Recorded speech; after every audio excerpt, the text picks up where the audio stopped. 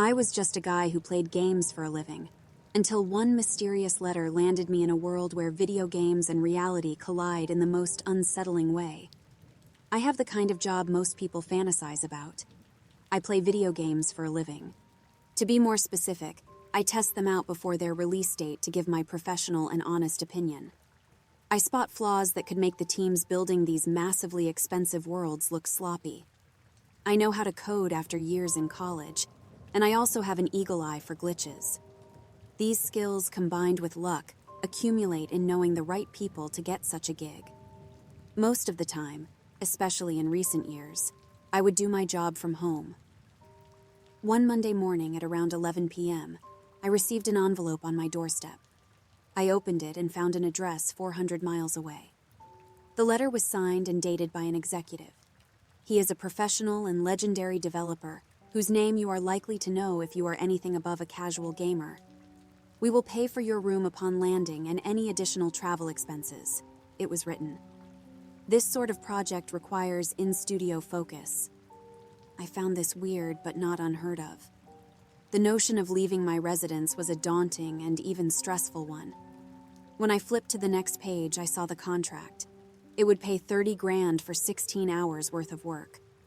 I was in absolute disbelief and searched the address on Google to make sure it was a real place.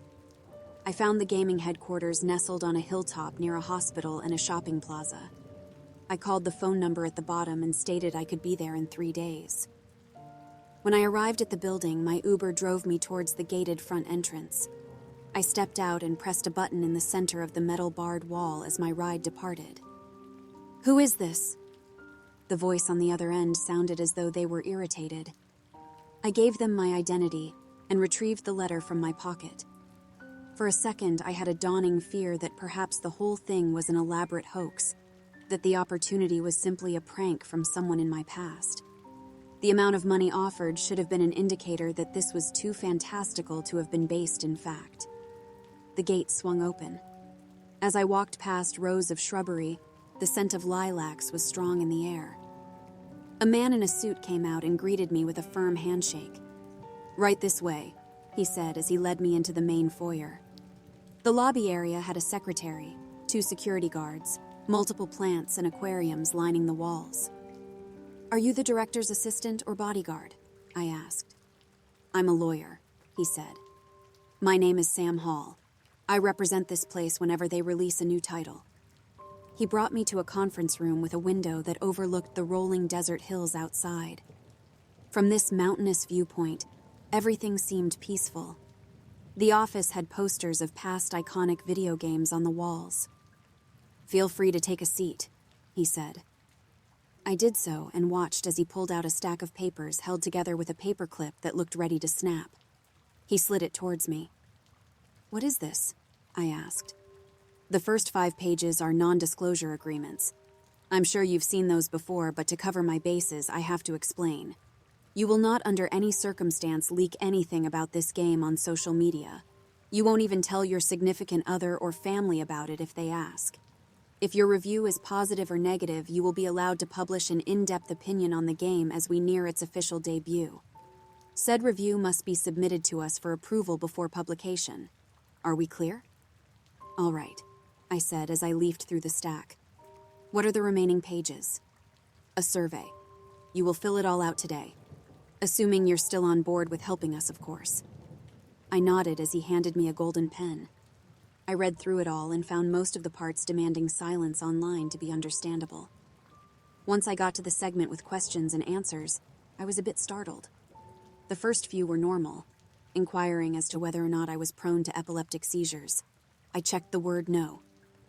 The next paragraph stated in no uncertain terms that playing in this particular world could induce a nervous breakdown. I had to stifle laughter as I agreed to those terms and conditions. I did not know how extensive the remainder of the survey would be. It asked me about everything from how impulsive I was to the duration of my romantic relationships. "What does this have to do with testing out a video game?" I asked as I looked around. "Is how I fill this out confidential?" "Naturally," he said. "The results of your score will not leave the premises." "What am I being scored on? Some of these questions are personal." "Your eligibility to be a competent enough tester for this particular assignment," he said with a sigh and an eye roll. "Please answer candidly. This is not about any sort of judgment which could impact your external life." I nodded and did as he recommended, although I fantasized about stabbing him in the eyes with the pen due to his smugness. After the paperwork was complete, he walked me into a wide-open room the size of an average gymnasium. He dropped the pages into a mail slot on the way. Glass tables were pushed against the barriers. There was a sweeping view of the plains from a thickly railed balcony where fresh air filtered through. "Congratulations," he said, as a woman in a white coat entered the room with a briefcase in hand. She stepped in front of us and opened the luggage. A device similar to a VR headset or Oculus Quest glinted against its black bedding.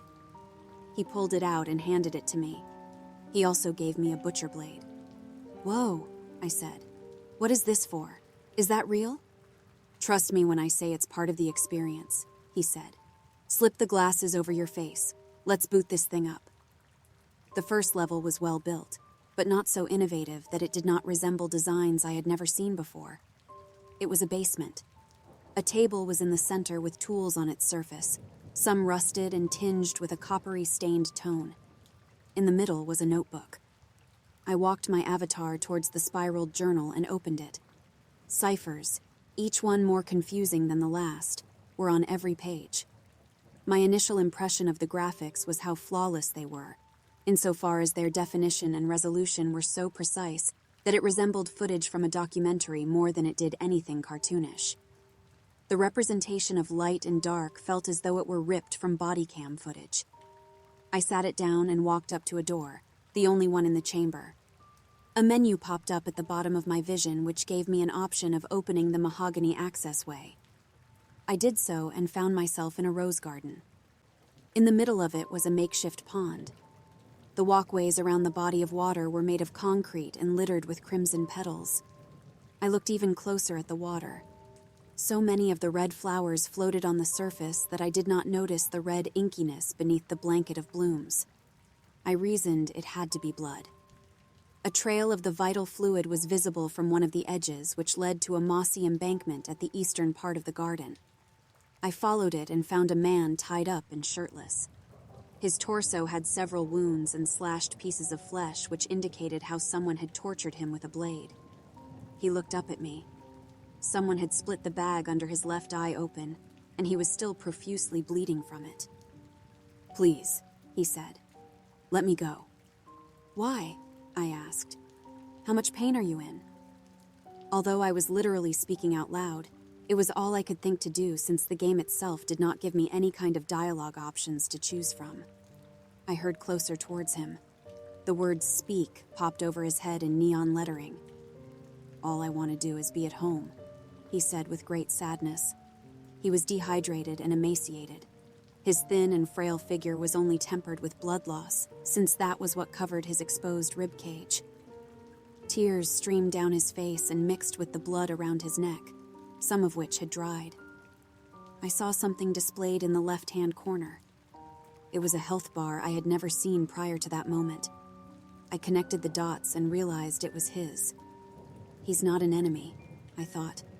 He is simply a lamb to the slaughter.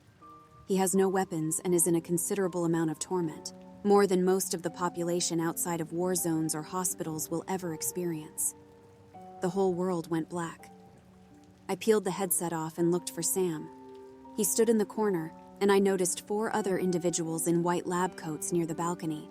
Each one had a clipboard they were scrawling notes. "You can leave for your hotel room now," the lawyer said. "I barely even got 5 minutes of game time. It was starting to get interesting. That first room? You guys need to work on making it more compelling. Players want to feel like they're thrust into the action right away. There will be more tomorrow. We simply wanted to monitor your initial reaction. Get some rest and meet us here at 9 a.m. I arrived early the next day after 10 hours of sleep. The same crew was there. The lights in the building were being flipped on by custodians, and rays of sunlight streamed in through the casements as the sounds of birds chirping snuck in. "Why are the staff dressed as medical personnel?" I asked. "Don't they know I won't go into convulsions?" No need to worry about anyone's job but your own, Sam said as he handed me the headset and knife. I slipped it on and found myself in the rose garden again. The same man was tied up, and he wept as I approached him once more. 2 options were shown in bold writing next to where he groveled. The first row of interactive letters asked me if I wanted to let him go. I could release his bindings, point him in the general direction of property, and allow him to disappear completely. The next and only other alternative was to kill him. I chose the latter. I did not want to risk the main character going to prison. Whatever simulator this was, I had the feeling that spending time in San Quentin was not a part of it. I dug the knife into his chest. For VR, the impact the sharp instrument made on his skin and bone had a rough tactile brunt as it punctured his heart. The noise was sickly as I withdrew the weapon and watched as a small waterfall of fire fell down him and sprayed my digital protagonist. He pled for me to show mercy. I gave none as I went in for another incision, this time behind his neck after he slumped forward. The metal got jammed into the bone again, only this time around it had to be his spine. The man's health bar depleted, once green and now red. More options were given. The game asked me if I would like to A, dissect the body, or B, bury him around the outskirts of the property in a plot near the garden. I went with the first and grisliest choice. I split him open down the middle once his gurgling and breathing had stopped. I removed several of his organs and threw them into the water as though they were compost. As I was performing these surgical maneuvers, I felt a warm fluid splash down my arms and stomach. I later found out that the crew had splattered me with fake blood to make the experience more sensory. I was briefly unsure of how they were planning on emulating these conditions so the average buyer could experience them, but I focused on the task at hand until every part of the body was amputated and his interior was hollow. I had adrenaline coursing through me, and everything about the task was violent and barbarous but somehow satisfying. It reminded me of killing civilians in the older Grand Theft Auto games, but this was more intimate and realistic. I dug the tip of the blade into the cadaver's throat, and as I started to see, that was when the whole world went black. I was back to actual reality. All of the programmers or researchers or fake doctors or whatever they were stared at me with a combination of curiosity and fear. Terror suddenly filled me. I was scared they would see the kind of pleasure I took in it all. Somehow this was not appropriate to them. I wondered if I was going to get kicked out of the project, and the combination of dread towards the prospect of losing money and perhaps never being able to do this again gave me a sense of abject mortification. "How did you find the experience to be overall?" Sam asked. "What is your score for it?" I found it. I could not explain how much of an endorphin rush it gave me. The freedom in its brutality was only rivaled by the first-person shooters I could remember playing when I was little. "You loved it, didn't you?" I nodded, unable to hide my enthusiasm. "Well," he continued, "you are the best test subject. This game is called Serial Killer after all. It's mainly meant for people who can't control their impulse to torture and murder, to provide an outlet for those who would consider committing such acts in real life. You scored the highest out of anyone on our psychopathy checklist.